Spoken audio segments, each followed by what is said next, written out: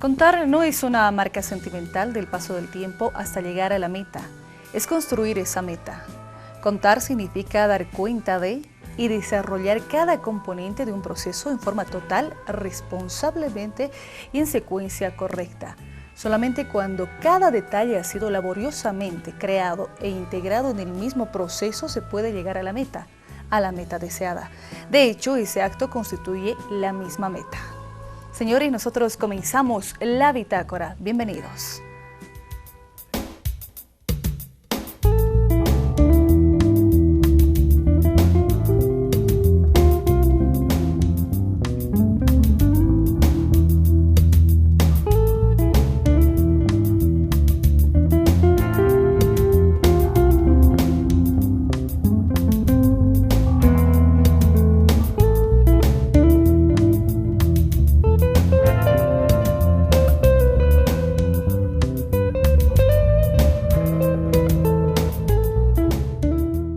Tenemos que referirnos a la crisis del Estado, la segunda parte. El anterior programa hacíamos referencia y partíamos de febrero del 2003, un hecho que consideramos importante porque se nota la crisis del Estado neoliberal.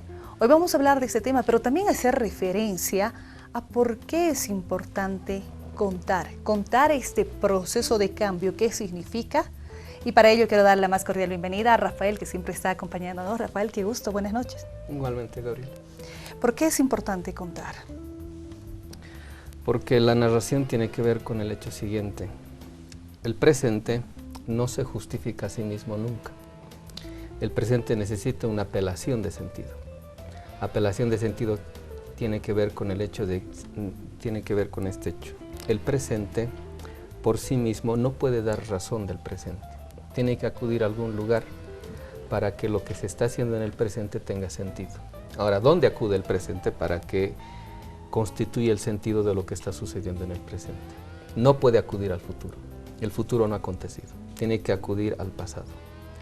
El pasado es el cúmulo y la acumulación de memoria que despierta al presente el sentido que éste ha perdido. Entonces, ¿por qué estamos contando el proceso boliviano? Ojo que contar el proceso no quiere decir contar los avatares de un gobierno, que es algo distinto. Un gobierno es una determinación de algo mayor. Ese algo mayor para nosotros es el proceso. Es algo que se ha iniciado en octubre del 2003. Pero para ingresar a octubre del 2003 nos estamos refiriendo a febrero para ver cómo la crisis del Estado neoliberal conlleva a la crisis del Estado general en Bolivia. Entonces, contar el proceso en este caso quiere decir hacer memoria de qué es lo que el pueblo boliviano ha estado construyendo, ha estado emanando, ha estado produciendo y que está dando mucho de qué hablar al mundo. Ahorita Bolivia se torna en referente mundial, en luz para el mundo, porque en Bolivia se está produciendo para el mundo de modo universal un nuevo horizonte de vida. No es en vano que, por ejemplo, el vivir bien haya sido, aunque sea como eslogan, pero haya sido adoptado por el G77 en su conjunto. E incluso los derechos de la madre tierra han sido enarbolados por el presidente boliviano y eso está de algún modo interpelando el discurso oficial incluso de las Naciones Unidas. En la bitácora estamos hablando precisamente de esa crisis del Estado neoliberal, la crisis estatal. Hemos partido el anterior programa precisamente de este hecho de febrero del 2003, hemos empezado a tocar estos puntos y Rafael, lo importante de este segundo ciclo, de esta segunda temporada de la bitácora es contar ese proceso.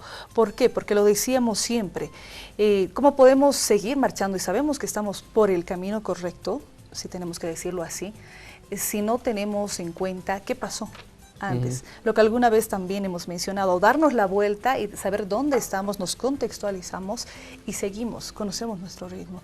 Ese contar, ese ver qué pasó antes para saber qué viene más adelante, se refleja en todas las circunstancias. Entonces, ¿por qué abordo este tema?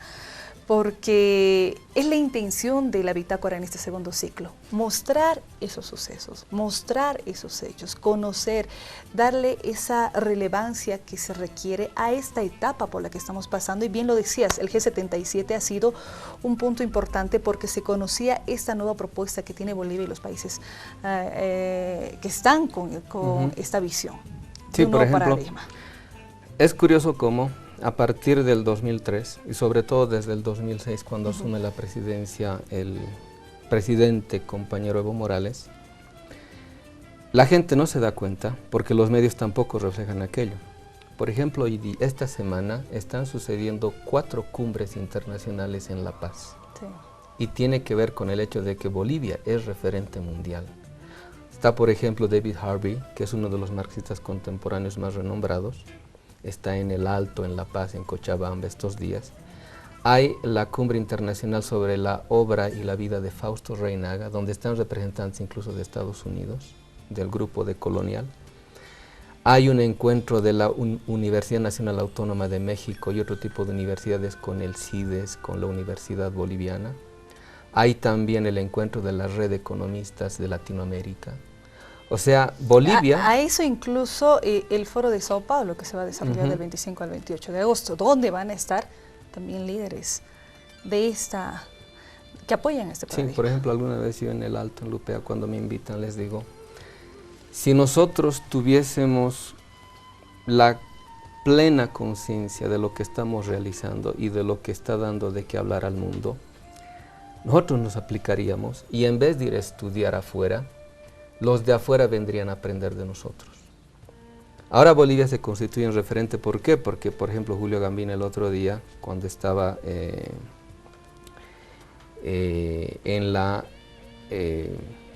el Banco Central, cuando estaba presente David Harvey, decía, Bolivia es como un laboratorio. Ahorita en Bolivia se están cociendo las ideas del siglo XXI. Y yo siempre digo, los temas, y eso porque viajo y me encuentro en foros internacionales y puedo atestiguar de que los temas del siglo XXI, incluso a nivel de la filosofía, van a ser la descolonización, el vivir bien y el Estado plurinacional, como en efecto ahorita lo es. Está en la plataforma de todas las discusiones en las ciencias sociales y en la filosofía. Esto tiene que ver con el hecho siguiente. Si Bolivia está dando de qué hablar al mundo, lo que está sucediendo en Bolivia no es algo anecdótico. Y esto tiene que ver con algo que decía Zabaleta Mercado. Decía, no es que en Bolivia haya mucha política, o en Bolivia se desenvuelva la política de modo precoz. Lo que pasa es que Bolivia es la política. ¿Qué quiere decir esto? Que lo que en otros lugares suceden las cosas de modo superficial, en Bolivia suceden de modo esencial. Porque en Bolivia se manifiestan las contradicciones fundamentales de este sistema mundo moderno que desde 1492 se ha globalizado de tal forma de que un mundo interdependiente no puede soslayar algún factor que pase en algún lado determinado, porque todo tiene repercusión global. Y un país que manifiesta las contradicciones fundamentales y más profundas de este mundo es Bolivia, porque en Bolivia, no en vano, ha sucedido, por ejemplo, la primera industria del mundo moderno. Y la primera industria del mundo moderno eran los ingenios que producían el mineral que produjo el primer dinero mundial, que es la plata. Y eso se produjo en Potosí. Entonces, cuando nosotros vemos la historia de Bolivia de modo solamente como país, no nos damos cuenta de la repercusión que ha tenido Bolivia a nivel mundial. Del impacto, de la relación y de todo lo que ha aportado. Y cuando estamos viendo 2003, por eso se dice, ¿no? La política es la historia hecha conciencia. Cuando la historia acontece para dar sentido al presente y el presente empieza a narrar todo lo que ha pasado para llegar al momento actual, es cuando uno se da cuenta de que toda la historia nos está manifestando un sentido, que le está dando sentido al presente que estamos viviendo. Por eso lo que está sucediendo, por ejemplo, en Venezuela, en Ecuador, en Argentina, por los fondos buitre de la Argentina que quieren prácticamente desfondar el sistema financiero argentino, tiene que ver con el hecho de que los poderes centrales en decadencia no están durmiéndose, y están viendo que de esta parte del mundo está apareciendo una nueva hegemonía. Y esa hegemonía tiene que ver con el hecho de que no hay hegemonía si es que no hay horizonte propio.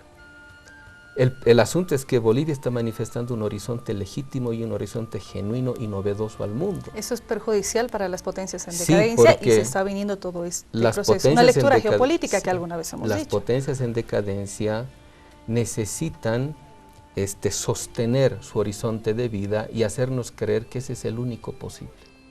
Pero cuando aparece un nuevo horizonte de vida, cuando aparece una nueva utopía, entonces las cosas como que en el presente, en la actualidad, en lo que es y en lo que hay, empiezan a desmoronarse.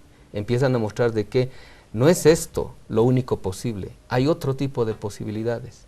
Y lo que está abriéndose en este periodo de transición del mundo global, del poder unipolar a un mundo multipolar, es que el mundo tiene la necesidad de buscar nuevos horizontes. Por eso necesitamos recordar, narrar y contar lo que hemos vivido, para que en la conciencia eso se haga sustancia y de ahí se produzca una política legítima en correspondencia a la historia que hemos pasado, que hemos atravesado y que ahora se nos está manifestando como memoria actuante. Eso significa contar, eso significa componer todo lo que hemos vivido en cada detalle para que en ese involucramiento con lo que estamos contando aparezca el fin, aparezca el sentido, aparezca el propósito de la meta que estamos produciendo. ¿Te acuerdas cuando decíamos en la película de Sexto Sentido, el niñito le dice al psicólogo, ¿cómo puedes ayudarme si no crees en mí? La primera condición para entender qué es lo que hemos estado produciendo como pueblo es involucrarnos en él, para que de ese modo se nos manifieste el sentido de lo que hemos estado produciendo, para que tomemos conciencia de qué es lo que en realidad significa el proceso de cambio. Y lo habíamos dicho, ¿te acuerdas de una definición? El proceso de cambio sería el máximo potencial de disponibilidad común en torno al horizonte propuesto por el nuevo sujeto plurinacional. Entonces, cuando hay una nueva disponibilidad común y esa nueva disponibilidad común manifiesta un máximo de potencial, es cuando la gente, el pueblo, esté incluso dispuesto a cambiar su horizonte de creencias, su sentido común. Y eso significa que cuando alguien está dispuesto a cambiar su sistema de creencias, es cuando está dispuesto a abandonar el mundo, ese que está dejando atrás.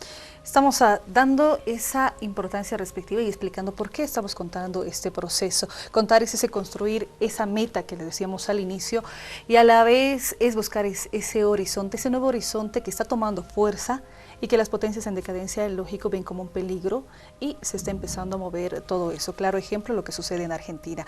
Rafael, habíamos dicho que es importante hacer esa retrospectiva de todo este proceso. Estamos hablando de la crisis estatal, parte 2. Para ello, hacíamos una retrospectiva y qué tipo de democracia hemos recibido nosotros, qué tipo de democracia después de que se recupera la misma hemos ido adoptando y por qué del 82 al 2003 se ve esa crisis estatal. Para ello nosotros veíamos que cuando se tenía esa hegemonía, cuando se empezaba a ver las empresas y todo lo que estaba aportando Bolivia al mundo, surge un periodo de dictaduras. Un periodo de dictaduras que no ha sido una casualidad. Ha sido impuesta, ha sido planificada, ha sido con un objetivo claro de desestabilizar a los gobiernos, de generar dependencia de los gobiernos, puede ser, sí, de las instituciones, del Fondo Monetario Internacional, del Banco Mundial y de esas instituciones transnacionales. Eso nos toca ahora contar y eso vamos a desglosar en el siguiente bloque. Cómo las dictaduras fueron premeditadamente producidas para prácticamente deshacer el Estado y domesticarlos para que en la democracia que nos imponen sean estados que se subordinan de modo soberano al mercado mundial. Por eso es importante contar, por eso es importante conocer, dar ese vistazo, esa retrospectiva para saber dónde vamos a llegar, cuál es nuestro horizonte y además involucrarnos del mismo. Vamos a una pausa en la bitácora, señores, al retornar hablamos de este punto.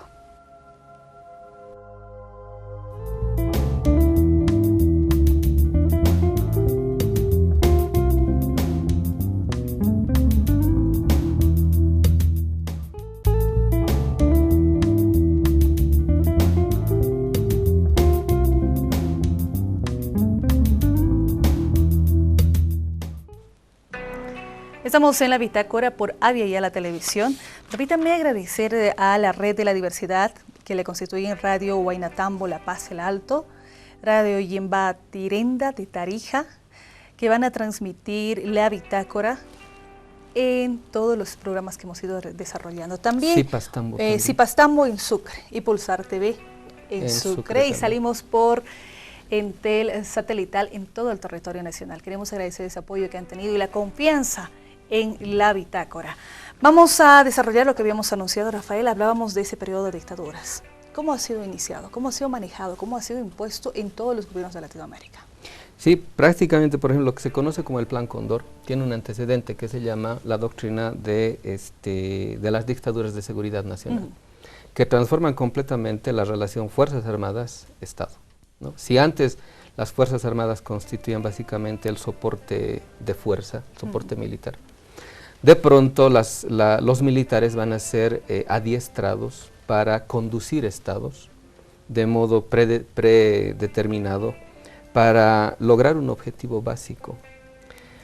Hagamos un poquito de historia. A ver, el nuevo poder norteamericano se consolida con la Segunda Guerra Mundial. Woodrow Wilson y en la Primera Guerra Mundial logran prácticamente diseñar una nueva arquitectura financiera en torno a la economía norteamericana, pero todavía el imperio inglés estaba fuerte en el mundo. Entonces, hay por ejemplo hoy día tesis que dicen que tanto la Primera como la Segunda Guerra Mundial son premeditadamente producidas por los actores financieros fuertes en el mundo.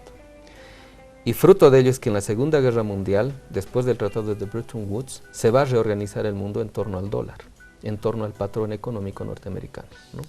Entonces, mientras el primer mundo estaba en guerra, nuestros estados estaban reconstituyéndose y estaban industrializando nuestros países, ¿no? Todo eso se conoce como la época de los populismos históricos, ¿no? Irigoyen, el propio Perón en la Argentina, empieza a tomar fuerza, Getúlio, ¿no? Vargas, ¿no? Acá también, que se llama el 52, etcétera, ¿no? En México, Lázaro Cárdenas, toda esta gente, ¿no? Pero una vez que Estados Unidos es el nuevo imperio mundial, no puede dejar y permitir que nuestros países se independicen económicamente. El último país que recibió ayuda económica para desarrollar una independencia económica en el mundo fue Japón. Si nos ponemos a pensar con qué dinero Estados Unidos reconstituye a los países europeos, desde Alemania hasta Inglaterra, fue con el dinero de nuestros países. Entonces uno ahí empieza a hacer conciencia de lo siguiente. El primer golpe de Estado patrocinado por la CIA sucede en el 54, en Guatemala. Juan Jacobo Arbenz, ¿no?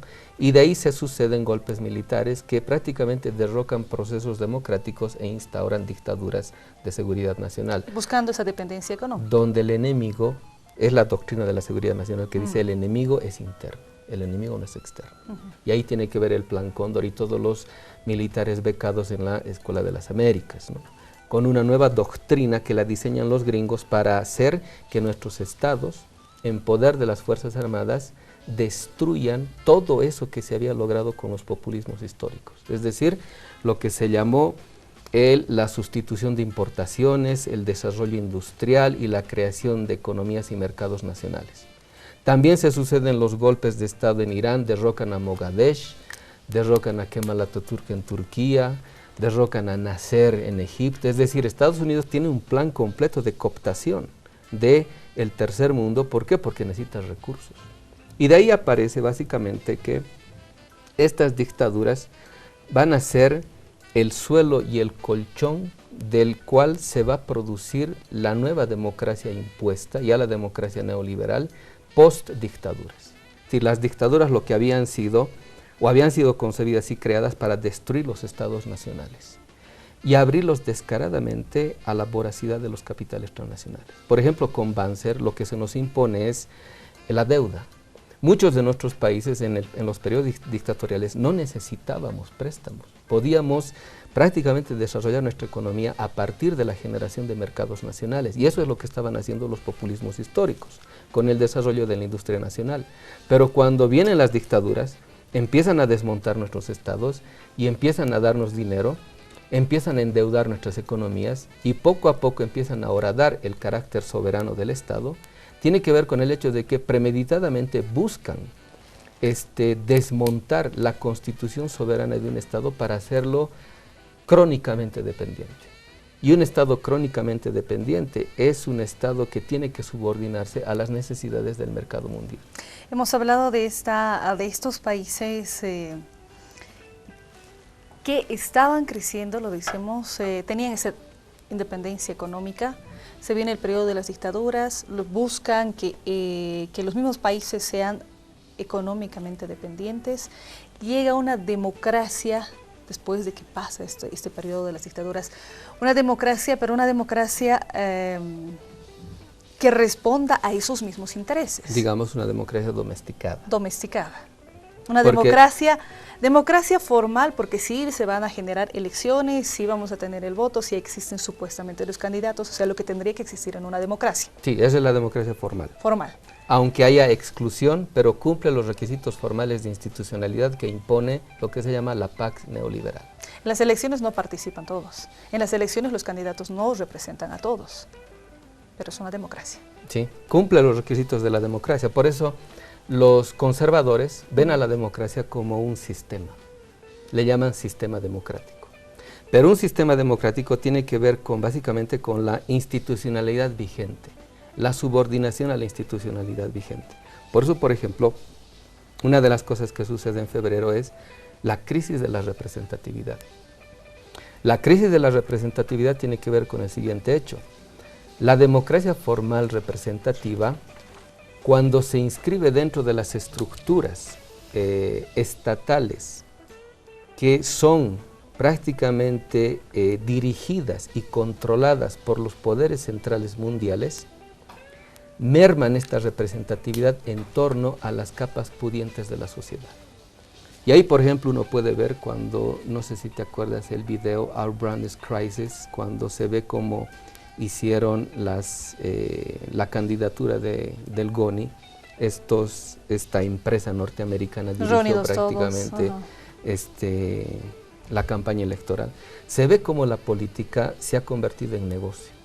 Entonces, para ingresar en la política uno tiene que tener dinero. Mercantilizada. Entonces se mercantiliza la política. ¿Por qué? Porque la política convertida en negocio tiene que ver con el hecho siguiente.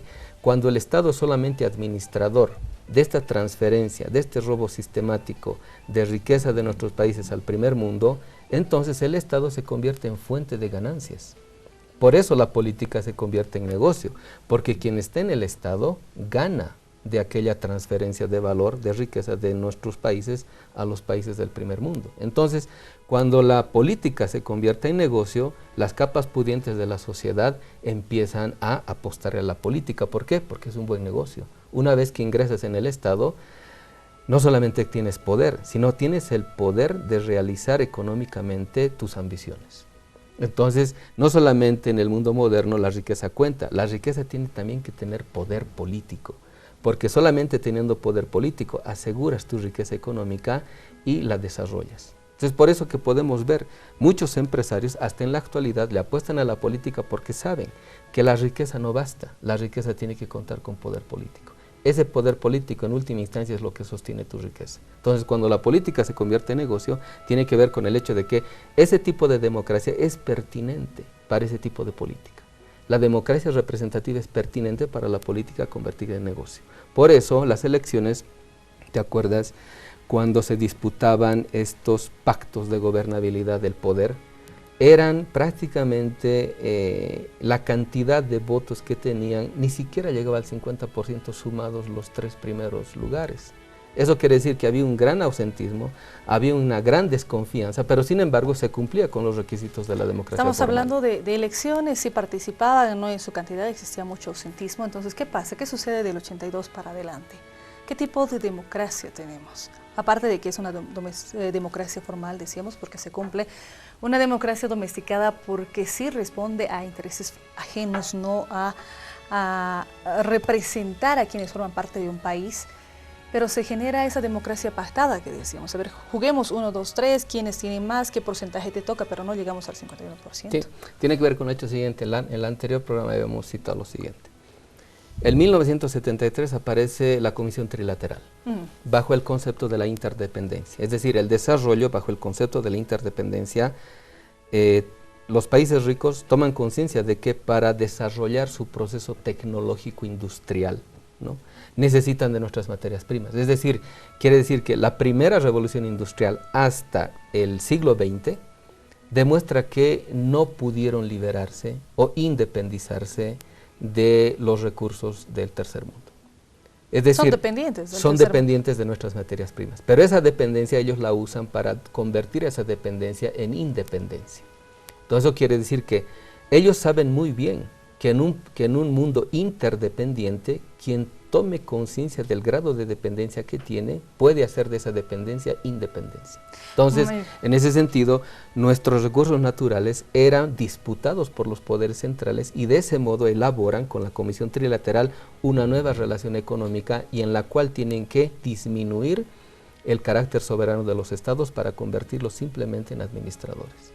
Y para eso van a inventar un concepto de democracia formal que es pertinente al neoliberalismo. Muy bien. Lo que debería ser al revés, porque ellos sí dependían de la materia prima que tienen los países subdesarrollados, resulta que nos mostramos dependientes a ellos, a pesar de que tenemos la materia prima que ellos necesitaban. Esto es La Bitácora, hacemos una pausa, al retornar seguimos tocando el tema.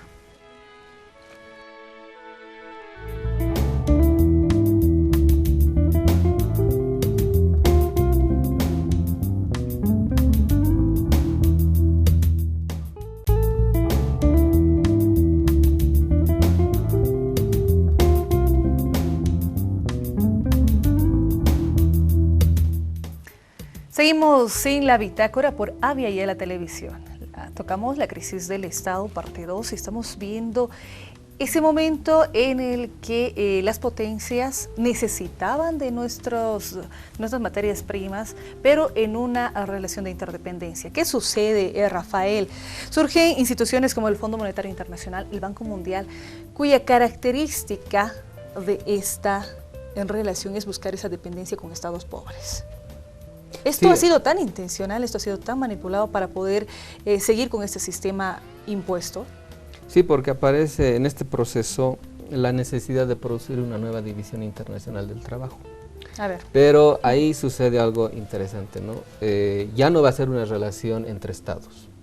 Por eso se crea el Fondo Monetario Internacional y el Banco Mundial. Es decir, estas instituciones supuestamente independientes que responden a los intereses norteamericanos van a poder lidiar de modo más, si quieres, más expedito con los países. ¿Por qué? Porque no tienen la contracción legal y constitucional que tienen los estados.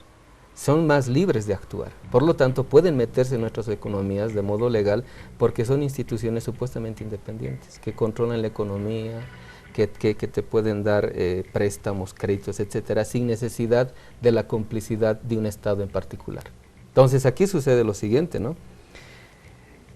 El sujeto portador de esta nueva correlación entre los países pobres y el poder central lo administran el FMI y el Banco Mundial. Y este tipo de administradores, más las corporaciones multinacionales, lo que se llaman las transnacionales, van a tener más posibilidades de tratar o negociar con nuestros estados. ¿Por qué? Porque van a aparecer los tratados de libre comercio.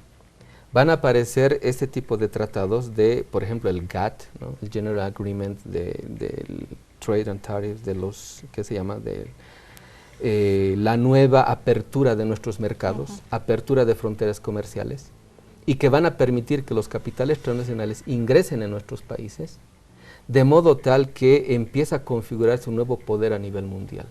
Ya no es un Estado en particular, sino que este Estado representa los intereses del conjunto de sus empresas, de sus corporaciones, que ahora van a empezar a expandirse a todo el mundo. ¿No ves lo que decíamos, por ejemplo, ¿no? A partir del 1973 de la Comisión Trilateral, el concepto de interdependencia empieza a desplegar una nueva idea que empieza a penetrar en nuestros países de modo mucho más fuerte. Es decir, la doctrina del desarrollo empieza a organizar nuestras economías en torno a volvernos periferias de la economía mundial. Y esto tiene que ver básicamente con no solamente hacer de nuestros estados dependientes, sino que nuestra economía no pueda tener posibilidades de recomponerse y producir desarrollos propios. ¿Se agudiza nuestra dependencia económica después de todo ello? O sea, depender de estas instituciones que sin duda han logrado que los estados sean más pobres porque la deuda va creciendo y nunca puedes pagar la deuda sino simplemente los intereses. Entonces, ¿qué tipo de estados tenemos? Tenemos estados realmente endeudados, con una situación crítica, por tanto, siempre van a depender de... Por ejemplo, el 73, la Comisión Trilateral la organiza David Rockefeller, que esa época era presidente del Chase Manhattan Bank, ¿no? Y uno de los ideólogos ya escribe en el año anterior, el 72, Zbigniew Brzezinski, la siguiente frase, que básicamente va a ser el hilo conductor de las políticas mundiales y ante la cual los estados van a empezar a mostrarse simplemente como apéndices de las decisiones que se toman en los lugares privilegiados de la economía mundial. Él, por ejemplo, decía ya el 72, en su librito Between Two Nations, Between Two Ages, entre dos edades, dice, ¿no?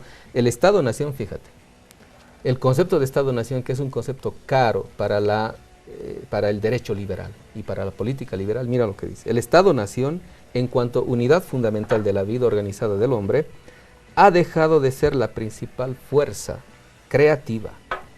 Dice, los bancos internacionales y las corporaciones multinacionales actúan y planifican en términos que llevan mucha ventaja sobre los conceptos políticos de Estado-Nación. En consecuencia, dice, en el plano formal, ¿ves? En el plano formal, la política en su proceso global funciona más o menos como antaño, pero las fuerzas que configuran la realidad interna de este proceso mundial de globalización, son cada vez más aquellas cuya influencia o alcance trascienden los límites nacionales. Esa es básicamente la doctrina que la globalización empieza a perpetrar en nuestros estados. El Estado es reducido a su mínima expresión, el Estado no desaparece.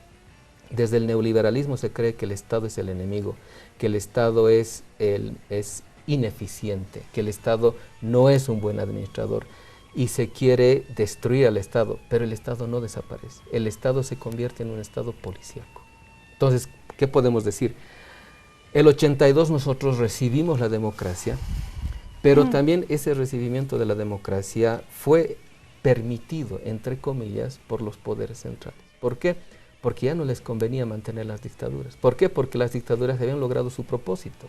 Ya destruir al Estado. Tenemos un Estado que no está bien económicamente, se genera esa deuda a través de las mismas dictaduras, somos dependientes de estas instituciones, lo decíamos, económicas que crean estados con una dependencia económica crítica. Entonces, esta situación económica viene enlazada con la misma política, con la misma forma de que se vengan con las normas impuestas, entonces nos van imponiendo todo porque somos dependientes. Nuestras leyes son desarrolladas por ellos y aceptadas acá. Sí, por ejemplo, si te acuerdas en el periodo neoliberal, los 80s, por ejemplo, ¿no? Hasta los 90s, vienen una gran cantidad de financiamiento en la investigación, en la producción teórica. Hay cursos de actualización en derecho, en la sociología, en la política, etcétera. ¿Qué tiene que ver esto con lo que estamos contando? Con lo siguiente, ¿te acuerdas lo que decíamos la vez pasada? El neoliberalismo no es solamente una economía, no es una política económica solamente, es toda una cultura, es todo un sistema de vida que necesita transformar la subjetividad de los habitantes para que esta subjetividad sea pertinente para el desarrollo de la economía neoliberal. Sea aceptada está en la vida de cada uno, ¿no? Cuando el neoliberalismo penetra en nuestras universidades, sucede una cosa curiosa. El pensamiento crítico que nuestras universidades habían mantenido en el periodo de las dictaduras es desmontado en años. Lo que en décadas había sido producido, había sido construido, pensamiento crítico, alternativo, de interpelación al orden imperante, es poco a poco, no poco a poco, sino rápidamente abandonado por la penetración de las doctrinas neoliberales, la filosofía postmoderna, la filosofía analítica, etcétera, que con gran subvención y con gran financiamiento empiezan a ingresar a nuestros países, ingresar a nuestras casas de estudio y empiezan a constituir una nueva subjetividad en los investigadores, en los estudiantes, en los profesionales, acorde a el despliegue del mercado mundial y la concentración cada vez más grosera y abusiva del capital transnacional. Rafael, estamos hablando de que la producción intelectual simplemente, ¿para qué nos sirve? para avalar ese orden imperante, ya no para generar, ¿qué se puede decir?, un pensamiento crítico. O sea, ya no se genera pensamiento crítico.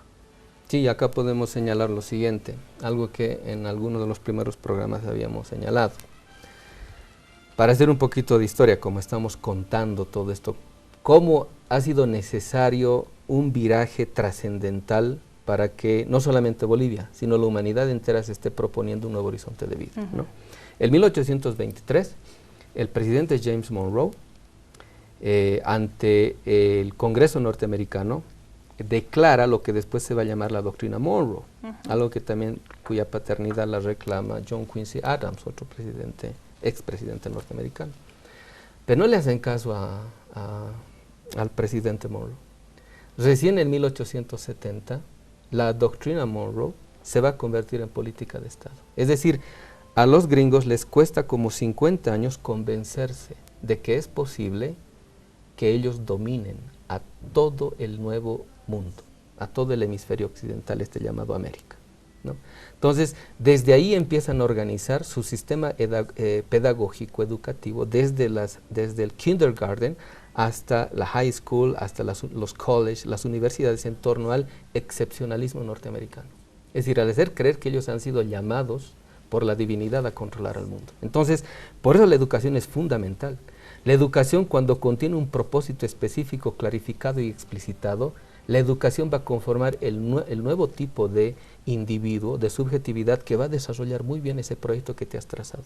Entonces, en 1920... O sea, generamos personas que respondan a este sistema, que no la cuestionen, que la avalen, que respondan muy bien. Sí, porque el sistema por sí mismo no se desarrolla, son la gente los que desarrollan los sistemas, ¿no? Entonces, en 1920, el asunto es cómo pueden dominar a México. Entonces, Woodrow Wilson manda a Richard Lansing a que vea el modo cómo dominar a México. Entonces, es una carta famosa que la descubrimos en el periódico La Jornada, ya por el 2008, y que Richard Lansing le dice: señor presidente Wilson, no podemos poner en México un presidente norteamericano, porque eso nos llevaría otra vez a la guerra, y la guerra cuesta mucho. Dice, México es un país extraordinariamente fácil de dominar, porque solo basta controlar un solo hombre, el presidente. Entonces, lo que le propone es lo siguiente: abramos las puertas de nuestras universidades a los jóvenes ambiciosos mexicanos y hagamos el esfuerzo en educarlos en nuestro modo de vida, en nuestros valores y en el liderazgo norteamericano. Y verá que estos jóvenes, cuando lleguen a sus países y eventualmente se adueñen de la presidencia, ellos harán lo que queramos y de modo más radical posible, y mejor que nosotros van a desarrollar nuestros intereses. Es lo que decía el ex candidato a la presidencia John McCain. Para nosotros los norteamericanos, nuestros intereses son nuestros valores y nuestros valores son nuestros intereses. Entonces, ¿por qué les interesa becar a lo mejor de nuestra juventud, de nuestra intelectualidad al norte? ¿Para que respondan? Para domesticarlos. Por eso todos los economistas del periodo neoliberal eran Chicago Boys y todos decían que Bolivia es inviable. ¿Por qué? Porque acá que estaba en ellos el American Way of Life, el respeto al liderazgo estadounidense y el respeto a los valores gringos. Cuando tienes acá eso, tu país no tiene sentido. Tu país simplemente estás para hacer fortuna e irte a vivir a Miami. Se ha trabajado en eso, se ha mostrado los ejemplos, el tema de educación ha sido precisamente manejado para sostener este sistema, porque las personas son las que hacen y ese tipo de intelectualidad es la intelectualidad pertinente para el desarrollo del Estado neoliberal. Eso le iba a decir, se deja de lado el pensamiento crítico, el que cuestiona este tipo de sistemas. ¿Por qué? Porque simplemente se va a avalar aquello. Hacemos una pausa, tenemos un bloque más para compartir con todos ustedes. Enseguida volvemos con La Bitácora por Avia y a la televisión.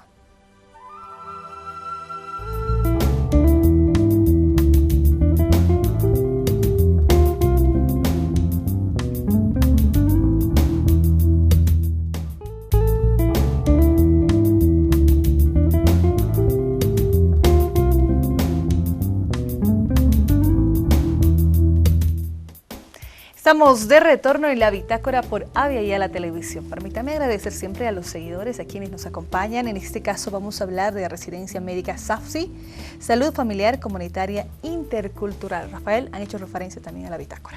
Sí, nos ha hecho llegar ese tipo de obsequios el coordinador general Franz Trujillo para decirnos que los residentes médicos ven La Bitácora, les gusta mucho, etcétera. Y es algo que a mí me place porque formé a 2 promociones de los médicos residentes y tengo conocimiento y sé que es gente que no es como el médico de la ciudad que espera que los pacientes vengan a su consultorio y mejor si están bien limpiecitos y bien vestidos. Ellos son médicos que van a buscar al enfermo y lo van a buscar en los extremos más recónditos de este país. Entonces, es como decir, son soldados que van al campo de batalla sin ninguna pretensión de recibir ninguna medalla. Y esa gente es la valiosa. Y si esos nos ven, vale la pena que estemos haciendo la bitácora. Muy bien, queremos agradecer a todos los que nos siguen y para eso es este programa. En ese segundo ciclo, contando el proceso por el que vivimos, este proceso de cambio. Rafael, hablábamos de la crisis del Estado, empezábamos a mostrar que este Estado era simplemente aparente porque no respondía y no era representativo. ¿Qué pasa? Partíamos de un hecho, febrero del 2003. ¿Por qué partimos de este hecho? ¿Qué se muestra? ¿Qué es lo racional? ¿Qué es la racionalidad? Vamos tocando estos puntos para ir cerrando. Sí, porque por ejemplo habíamos dicho la vez pasada, febrero, aparece el concepto de multitud. Ahora nosotros hacemos la distinción entre multitud y pueblo, ¿no? Porque, a ver, Laclau, por ejemplo, es un sociólogo argentino que radica mucho tiempo en Gran Bretaña, en Londres, y que él tenía un libro que se llamaba La razón populista, ¿no? Y él muestra muy bien cómo las últimas oleadas de movimientos emancipatorios en la sociedad moderna, en la sociedad contemporánea, revisten un carácter de que son, aparte de ser fragmentarias, son coyunturalistas, ¿no? Aparecen por una demanda. Una vez que consiguen el logro de esa demanda, se disuelve también como movimiento. Es decir, no tienen una larga permanencia en el tiempo, por lo tanto, se puede decir que no tienen una memoria acumulada, una acumulación de la memoria histórica. Por eso, las demandas son circunstanciales. Entonces, son movimientos que aparecen espontáneamente, consiguen, digamos, diferenciados, por eso se dice multitud, pero que también se disuelven rápidamente. No es un horizonte, no es tomar conciencia y autoconciencia de algo que vamos a buscar. Y nunca se proponen la transformación de las estructuras vigentes, sino buscan incluirse en el sistema dominante. Por eso son movimientos también que buscan estatus. Multitud. Buscan mejorar sus condiciones de vida para subir en su nivel de vida y alcanzar un estatus. ¿El pueblo sí busca transformar? El pueblo, hemos dicho, que no solamente interpela un sistema de dominación, sino que no busca incluirse en él, busca transformarlo. Por eso el pueblo se propone un horizonte propio. Por eso su lucha no es ni circunstancial, ni espontánea, ni tiene los matices que el concepto multitud manifiesta cuando es una lucha que hay veces es una lucha por la lucha, una destrucción por la destrucción, ¿no? Y hemos visto que esto no es algo que conlleve este tipo de movimientos, sino que es una especie de desesperanza que a partir del triunfo del capitalismo, del famoso mundo libre, cuando se derrumba el muro de Berlín, es como si la humanidad hubiese estado presenciando la destrucción y el acabose de todas las utopías. Como que este mundo hubiese triunfado y que no había nada más. Entonces ahí hablamos de que una cosa es lo racional y otra cosa es la racionalidad, ¿no? Cuando hablamos de racionalidad es un uso específico de la razón. Por ejemplo, cuando hablamos de racionalidad instrumental, que es lo prototípico de este tipo de lógica costo-beneficio, medio-fin, etcétera, estamos hablando de una racionalidad en torno a la instrumentalización de las relaciones. Por lo tanto, a una lógica de la acumulación, de la concentración, una lógica fragmentaria, unilineal del medio fin, pertinente para la economía capitalista. Racionalidad. La racionalidad, es un uso específico de la razón. Podemos hablar también y decir que es una racionalidad de dominación. Perfecto. Pero también la razón puede ser utilizada para liberarnos. Ahí podríamos hablar de otro tipo de racionalidad para la vida, una racionalidad liberadora, ¿no? Lo racional. En cambio que lo racional estamos hablando de que tiene que contener estas palabras que los posmodernos la han desacreditado, ¿no? Las famosas métaphores, los big words, las grandes palabras, pero que son fundamentales para la vida, ¿no? Por ejemplo, en el uso racional de la ciencia moderna actual, ¿no? Sobre todo en el posmodernismo, ya no se cree en conceptos como verdad, como libertad, como totalidad, etcétera. ¿Por qué? Porque ya no se, si todo es relativo, Y es básicamente la consigna del posmodernismo. Todo es relativo, todo es fragmentado. Por lo tanto, nadie tiene verdad. Y la verdad es desacreditada. Pero la verdad es algo fundamental para la vida. Y yo me acuerdo, por ejemplo, un testimonio de una de las madres de Plaza de Mayo que andaba buscando a su hijo y decía ella, ¿no?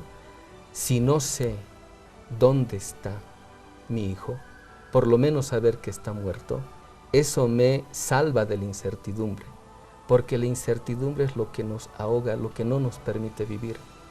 Pero decía ella, ¿no? Necesito yo saber la verdad para que mi vida tenga sostén. Si no sé la verdad de lo que le ha pasado a mi hijo, mi vida no tiene sostén. Me muevo prácticamente en la insostenibilidad de mi vida. Cuando vas a visitar un médico, necesitas saber la verdad, porque no te conformas con un diagnóstico. Puede que el diagnóstico esté equivocado, entonces necesitas saber la verdad. La verdad es fundamental para nuestras vidas, pero la filosofía posmoderna ha desacreditado tanto la verdad que nos ha hecho creer que no hay verdad. Y sin embargo, la verdad es fundamental para la vida. Entonces, todos buscan, de hecho, buscas esa verdad. Sí. Y cuando aunque haya parámetros mentirosos, parámetros del bien y del mal, pero que contienen algo de lo racional, que significa contener algo de la verdad, tu vida moral se sostiene. Pero cuando no cuentas con eso, tu vida moral es insostenible. Y eso básicamente es algo que necesitamos, y es algo que cuando no tienes eso, cuando dices mañana no hay nada, ¿no? Por ejemplo, en febrero la gente decía, ¿no? Habrá pan, habrá mesa, habrá mañana. Eso te iba a preguntar, Rafael. A ver, estamos tocando este punto ya para finalizar el programa, ya los últimos minutos. ¿Por qué? Porque esa búsqueda de esa verdad, como se la puede entender, te da esa estructura sólida en tu vida. Estructura moral. Estructura moral, como lo decías. Entonces, ¿qué pasa en febrero? Vamos tocando este punto que ha sido nuestro hilo conductor durante todo el programa, 2 programas ya.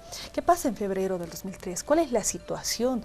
¿Cuál es el momento? No existía esa verdad, no existía esa estructura que estamos buscando, que le daba sentido. Entonces, ¿en qué estábamos? ¿En una especie de inestabilidad?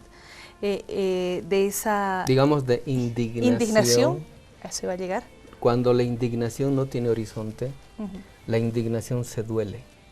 La indignación no tiene forma de recuperar dignidad. Es como cuando se dice, ¿no? Una mentira repetida tantas veces aparece como verdad. Cuando se nos ha repetido tantas veces que Bolivia es imposible, que Bolivia se nos muere, que Bolivia es inviable, etcétera, llega un momento en que el boliviano dice, bueno, si Bolivia es así, ¿qué sentido tiene nuestro país? ¿Qué sentido tengo como boliviano? Entonces, cuando no tienes modo de recuperar positividad de tu propia, de tu ser más propio, la indignación violenta tu propia humanidad. Y en febrero, por ejemplo, cuando los estudiantes estaban caleando el palacio presidencial en la Plaza Murillo, el sistema rápidamente se recupera, rápidamente pone nuevos vidrios en las ventanas, porque ese tipo de indignación al poder le sirve incluso, ¿no? Porque dice, este tipo de indignación no es capaz de construir nada positivo, porque simplemente manifiesta su indignidad y ahí acaba todo. Entonces, en febrero, la indignación era tal del pueblo boliviano, porque quienes salieron fueron jóvenes a la quema de instituciones, eran hijos de la democracia. Entonces, cuando destruyen algo como las instituciones, sí, destruyen algo que no los representa, que para ellos no significa nada. Para ellos es la manifestación de su indignación. Entonces, van a destruir eso, porque si esas instituciones los representaran, no lo destruirían. Pero como no los representa, van y lo destruyen. Entonces, es la manifestación de la indignación. Pero, ¿qué pasa después de la destrucción? Inmediatamente se puede recomponer el sistema. El sistema sí tambalea cuando eres capaz de decirle, tu proyecto no es el único, es uno de más. Yo tengo un proyecto. ¿Eso va a pasar ya en octubre? En octubre. Porque tenemos esos meses, ¿no? En febrero se da esa crisis del Estado neoliberal, salen los jóvenes, los hijos de la democracia que decíamos que no se sentían representados porque había un Estado simplemente aparente, que no era parte de ellos, no se sentían identificados. Alguna vez hemos dicho, no destruyes algo que tú consideras que eres parte de eso, o que es tuyo, te sientes representado. Etienne de la Boétie, por ejemplo, tiene un librito que se llama El discurso de la servidumbre voluntaria. Ahí podemos decir lo siguiente. Nuestros estados, que destinaban gran cantidad del erario nacional a pagar los intereses de la deuda, no tenían modo de cómo recomponer nuestra economía. Por lo tanto, hasta tenían que prestarse para pagar salarios. es un Estado que no tiene sostén, que no tiene consistencia propia. Cimientos. Por eso hay la crisis estatal del Estado neoliberal, pero esa crisis conlleva a la crisis del Estado general, porque habíamos dicho, no solamente cae el Estado neoliberal, sino el contenido colonial del Estado. Por eso son meses. Por eso de febrero a octubre empieza a cobrar la conciencia de que lo que se había venido acumulando desde las marchas de los pueblos de tierras bajas.